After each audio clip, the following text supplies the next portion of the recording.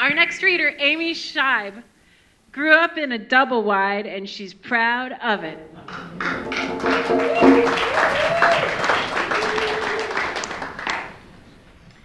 My 12-year-old daughter recently graduated from Percy Jackson to a broad array of books which she devours omnivorously but never comments on. It seems to be primarily focused on fantasy romance, and when I pick one up, I'm not surprised they're racy. My husband has voiced concern that she may be reading material that's too mature for her. I tell him he's clueless and that she's merely sponging up whatever lessons fiction has to offer a young woman. When I was her age, my friends were all reading Judy Blume. I was reading Helter Skelter. They insisted I read Are You There, God? It's Me, Margaret. But when I went to the library, not only was it already checked out, there was a 5-person waiting list.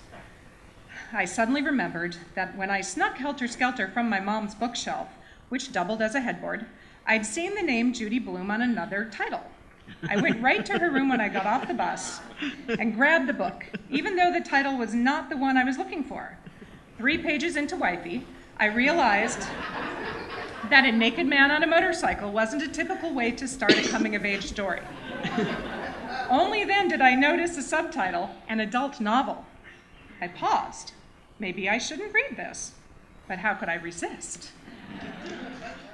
By the final page, I had learned some pretty amazing life skills, like not wearing panties under a form-fitting gown, especially if you think you might have a random quickie at a party.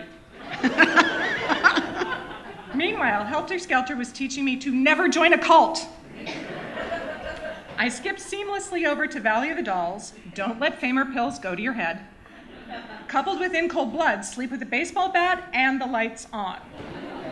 Rebecca, Only Marry Rich if there's no dead wife. Tess of the D'Urbervilles, Do not take a poultry keeper job on the estate of a rapist. But if you have to, make sure that when he makes you his mistress 10 years later, you murder him. Stephen King's The Stand. Imagine crawling over dead and dying bodies in the pitch dark of a 2-mile tunnel during a raging epidemic that wipes out 90% of the population. To this very day, I can't shake my mother's assertion that I am naturally immune to smallpox, and what that would mean should there be a bio-war. I would be a crawler, not a crawlee. Reason enough to live in the country. My tween years were also filled with late-night movie lessons. Some lessons stuck harder than others. Don't jam a length of rebar into a glowing blob of extraterrestrial goop. If there's a kid in your school whose best friend is a rat named Ben, take your damn tray over to his table at lunch and draw him out of his shell. Don't fill a pail with pig blood. Stop. Stage door warned against producers and hotel suites.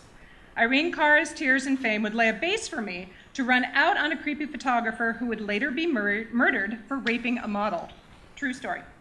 Nothing specific prepared me for the night my friend and I were attacked and sexually assaulted by a crackhead, but I do know that at one point I played possum, a notion that resonates in the remotest true crime survival corner of my brain. I can only hope the books my daughter devours every night will prepare her half as well for the world as mine have.